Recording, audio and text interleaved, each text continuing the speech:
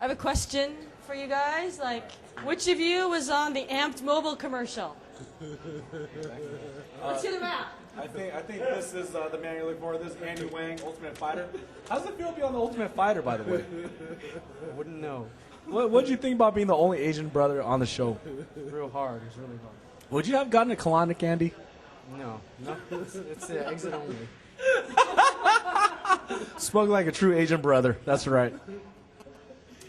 Wait, so we do know now that you guys are two different people. Yeah, absolutely. This is Jimmy. Jimmy's the man. He's gonna hopefully be doing some Abu Dhabi action pretty soon here, taking care of some business. The Asian invasion is beginning. So whereas before you only feared us in the boardroom, in the classroom, now you will fear us on the mat. Well, college campus. No, I'm not even joking about that. Here's the other Asian. There's the trio. Yeah, but no one thinks I'm on the Amped Mobile commercial, rapping in the men's bathroom. You shaved your head. That won't happen. Thanks, Jimmy. All right, Andy. Thanks, buddy. Yeah, thanks, Andy. All right, what's going on, guys?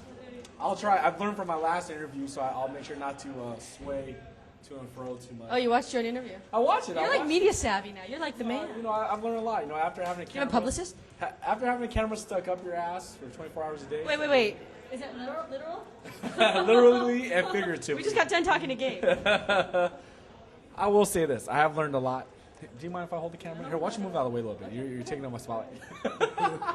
Actually, no, I learned a lot on the show. Those guys saw last episode. A lot of people have been, all you guys write me hate mail, tell me how you're going to kick my ass, how I should retire. Thank you very much. It's wonderful. I love waking up in the morning and hearing all the positive feedback. But you know what? It's cool. I love hearing the positive and negative. A lot of people keep asking me, the main question keep asking me is, why didn't I do jiu-jitsu? What you don't understand is I did do jiu-jitsu, see? Like some people's jiu-jitsu consists of arm bars, triangles. My jiu-jitsu is called the right cross, the left hook, that kind of jiu-jitsu. So it's a little bit different. But, I don't know. Like I said, man, BJ was a great coach, and I feel really bad because I let him down. He worked really hard with me on certain strategies. I didn't do anything, I didn't do one strategy he wanted me to do. So I feel bad. But I'm going to learn from it. A lot of people have been asking, calling, writing, what's next for me. You'll see more of me. Like, I can't say too much about it, but you'll be seeing a lot more of me. And it's a learning experience, you know what I mean? Like, I would love to say that the editors messed me up. I would love to say that, I felt pressure. It was none of that. I felt great going in the fight.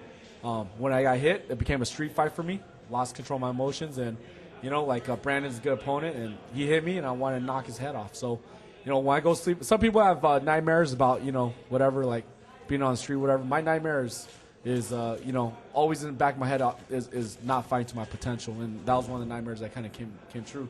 I didn't get to show what I'm truly capable of. But I fought as hard as I could. I just didn't fight very smart. And, I feel bad for BJ and the coaches. They put a lot of time in me. And, I know they expect more of me. We're all jiu-jitsu, and I didn't show one shred of jiu-jitsu. So, it wasn't very smart.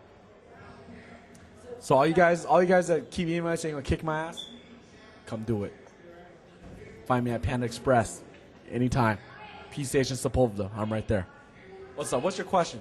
So can you talk about your relationship with BJ now? Yeah, one of my regrets is after right after the fight, of course, my relationship with BJ deteriorated. I felt like he felt like I let him down, let the team down, and he asked us all to give him 100%, and I didn't. At the time I felt like I did. I was like, well, I tried to fight as hard as I could. I mean, what do you mean? And what I didn't understand, and now after watching the episode air, like I totally understand, which is, I made, I wasted his time, I wasted my time. I was there. I went on the show believing 100% that I was going to win it. Like, there was never a doubt in my mind that I was going to win the show. And I felt like, after that, right after that, I felt like, okay, I'm sad I lost, but hey, I fought as hard as I could. Why are you guys getting all upset? Now that I watch the show, yeah, man, like, I can see why our relationship deteriorated. It was like, hey, man, they spent all this time on me. Like, if you have a child, you teach them certain things, and, he goes and does the exact opposite. Yeah, you're going to get frustrated, So, at the show, it got, deteriorated pretty bad. And then, but now everything's cool. I seen them. I think after having a couple months, couple weeks apart, and me seeing the episode especially, I know, how wrong I was, you know what I mean? And so, yeah, BJ, a lot of people keep asking me what it was like to train with BJ, what was he like as a coach? I mean, what you got to understand about the show is that they only have us for a few weeks at a time, you know what I mean? And BJ did everything he could for us, like he and the rest of the coaches, everything we asked, they had to answer for. BJ, like somebody online asked me recently, what's, in 10 words, what's it like rolling with BJ? And rolling BJ is like, man, 10 words is like, BJ can do things that other black belts cannot do. I can't say that. I mean, the guy is amazing. Good coach, funny guy. You guys all seen the show, man. He's a funny guy. A lot of things that would have made other coaches flip out, go crazy. Like he kind of laughed it off and made it funny. You know what I mean? So yeah, you know, like I just hope, you know, I don't know how BJ feels about me right now at this moment, but I'm hoping like soon, you know, I can show him like, hey man, he didn't waste all his time on me and some of his moves and stuff like that. That you know I took to heart, and I'm gonna try to show him that I can be more. I can be much more.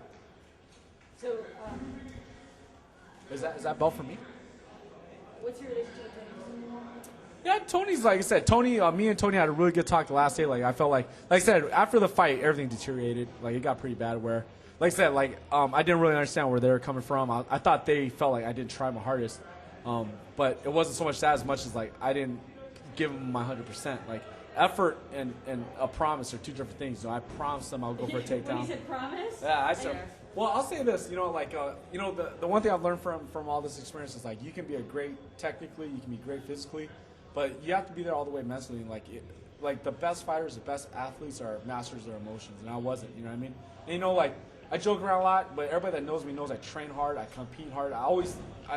You know, like, I never intend to go out there, you know, trying to go away from the game plan, or, you know, I go out there to win every time, you know what I mean? And when he hit me, he knocked me down. Like I said, I felt like a flashback 20 years. I was like, all right, here's another guy like trying like, you know, bully me or trying to like punk my ass. I'm like, fuck that. You know what I mean? Like, you want to get down, let's get down. You know, you want to knock me out, let's see if you can. Except that he was a stand-up guy. Except that, yeah, he almost did knock me out. So that was the only problem. But you know what I mean? Like, you know, but like you know, and that's what like Dana and those guys, not Dana, but like, you know, all those guys are like, hey, you know, you're supposed to be a jiu-jitsu guy. What are you doing out there? Like, you know, going blow for blow. And like, you know, like I said, it's in hindsight, like I said, my emotions got the better of me. It became a street fight. And against a guy like Brandon, and Brandon's a terrific opponent, a terrific person.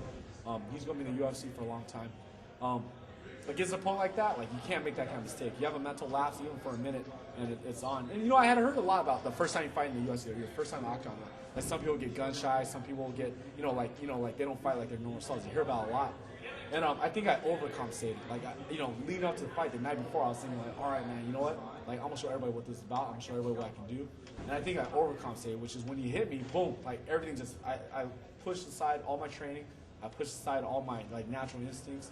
And it became, like, a fight about pride, you know, a fight about, like, you know, my feelings, my emotions. And, you know, once that happened, like, yeah, you know, BJ got upset, Tony got upset. So my relationship with them after the fight wasn't so good. You know, like I said, we didn't really see eye to eye. Like, I felt like, again, at the time, without having seen the show and having time to reflect, I felt like, okay, I found my best. And hey, what are you going to say? But again, watching the show, seeing BJ every 10 seconds say, take him down, and hey, you promised to take him down. Take him down. And I didn't do it. I didn't even try. You know, it's one thing if I would have went in there and I tried to do a single leg or double leg and it didn't work, okay, so be it, you know, but I didn't even try.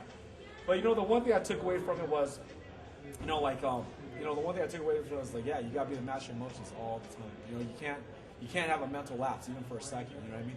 And bad things are going to happen to everybody in a match or in a fight, you know what I mean, at every level. Like, every quarterback in the NFL history has thrown an interception. Every, you know, home run hitter has had a strikeout. But you can't let it get you down. You know? So when I got knocked down, I let that take over. And that's, you know, that's not going to be good, you know, not at this level. Not So even fighting in that cage at the UFC Training Center, it wasn't in a big auditorium or venue?